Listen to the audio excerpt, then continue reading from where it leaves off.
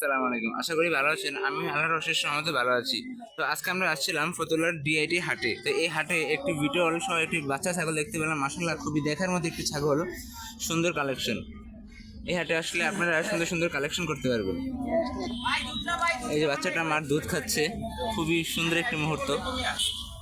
আসসালামু আলাইকুম। আশা করি ভালো আছেন। আমি আল্লাহর অশেষ রহমতে ভালো আছি।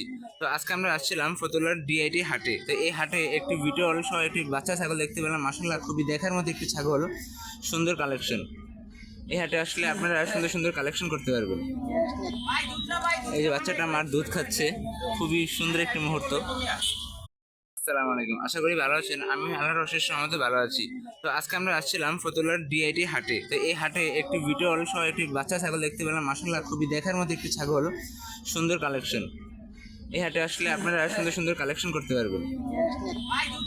এই যে বাচ্চাটা মার দুধ খাচ্ছে।